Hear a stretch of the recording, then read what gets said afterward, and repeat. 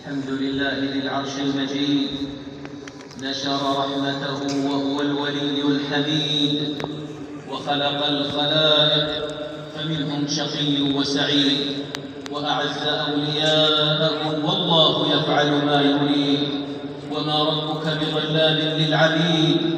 وأشهد أن لا إله إلا الله وحده لا شريك له، وأشهد أن سيدنا ونبينا محمدًا عبده ورسوله صلى الله عليه وعلى آله وصحبه وسلم تسليمًا كثيرًا. أما بعد، فيا معاشر المؤمنين، ذكر الله في كتابه المبين أوصاف أوليائه المتقين، وبين رفيع مكانتهم وعلو منزلتهم وجميل مآلهم وطيب مآبهم، فقال الكريم الرحيم: ألا إن أولياء الله لا خوف عليهم ولا هم يحزنون، الذين آمنوا وكانوا يتقون. فكل من كان مؤمنا تقيا فإنه يكون لله وليا، وهو الذي جمع بين صلاح الباطن بالإيمان وصلاح الظاهر والباطن بالتقوى، وبحسب إيمانه وتقواه تكون ولايته لله. فما تقرب الأولياء المقربون ولا تنافس المتنافسون بشيء أحب إلى الله من فرائضه التي فرضها وواجباته التي أوجبها، ثم شمروا إلى النوافل فأتوا ما استطاعوا منها حتى يحبهم الله. أمة الإسلام،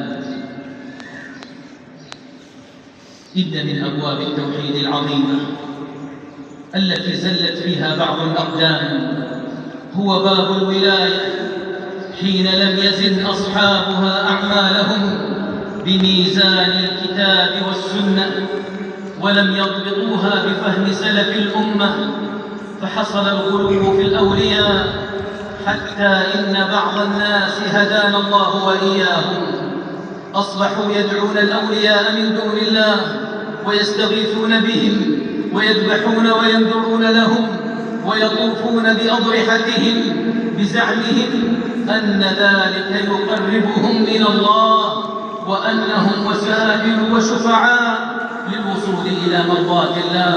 وقد أبطل الله هذه الشبهة فقال جل جلاله: ألا لله الدين الخالص، ألا لله الدين الخالص، والذين اتخذوا من دونه أولياء ما نعبدهم إلا ليقربونا إلى الله زلفى، إن الله يحكم بينهم فيما هم فيه يختلفون، إن الله لا يهدي من هو كاذب كفار.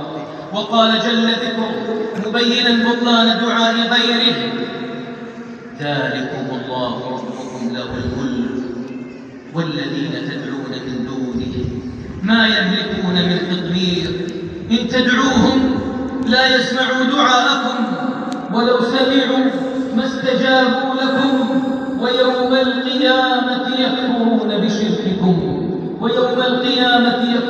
بشرككم ولا ينبئك مثل خبير.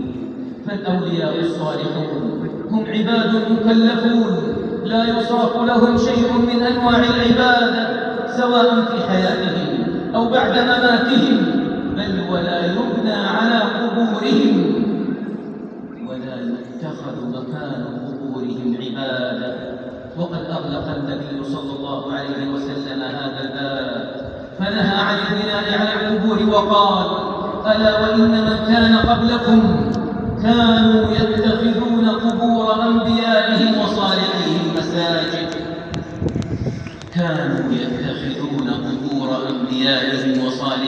مساجد.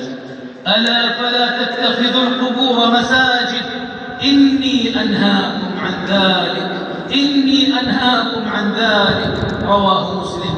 والصواب في هذا الباب أنه لا إفراط ولا تفريط في حق الأولياء، لا جفاء يسقط حقهم ولا غلو فيهم، بل نحبهم في الله ونترضى ونترحم عليهم، ونسأل الله أن يجمعنا بهم في جنات النعيم. وكذلك جعلناكم أمة وسطا لتكونوا شهداء على الناس ويكون الرسول عليكم شهيدا. ثم اعلموا معاشر المؤمنين أن الله أمركم بأمر كريم بدأ فيه بنفسه فقال: إن الله وملائكته يصلون على النبي يا أيها الذين آمنوا صلوا عليه وسلموا تسليما. اللهم صل على محمد وعلى أزواجه وذريته كما صليت على آل إبراهيم، وبارك على محمد وعلى أزواجه وذريته كما باركت على آل إبراهيم إنك حميد مجيد. وارض اللهم عن الخلفاء الراشدين أبي بكر وعمر وعثمان وعلي وعن سائر الصحابة والتابعين ومن تبعهم بإحسان إلى يوم الدين، وعنا معهم بعفوك وكرمك وجودك يا أرحم الراحمين. اللهم أعز الإسلام والمسلمين، اللهم أعز الإسلام والمسلمين، اللهم أعز الإسلام والمسلمين، واجعل هذا البلد آمنا مطمئنا سخاء رخاء وسائر بلاد المسلمين.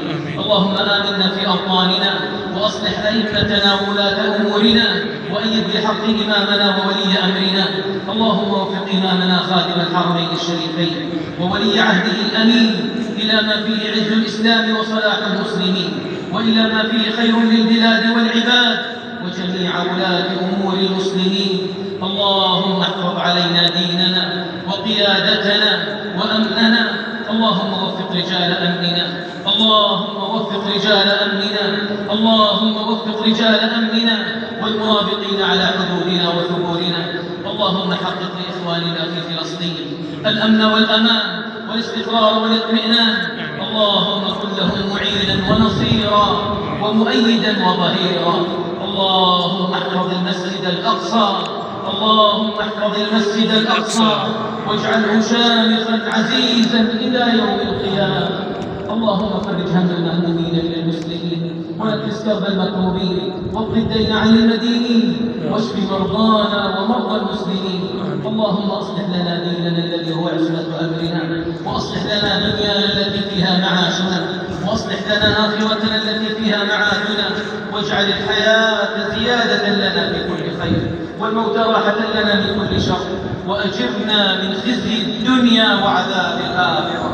اللهم اجعلنا من أوليائك المتقين، اللهم اجعلنا من أوليائك المتقين، اللهم اجعلنا من أوليائك المتقين الذين لا خوف عليهم ولا هم يحزنون.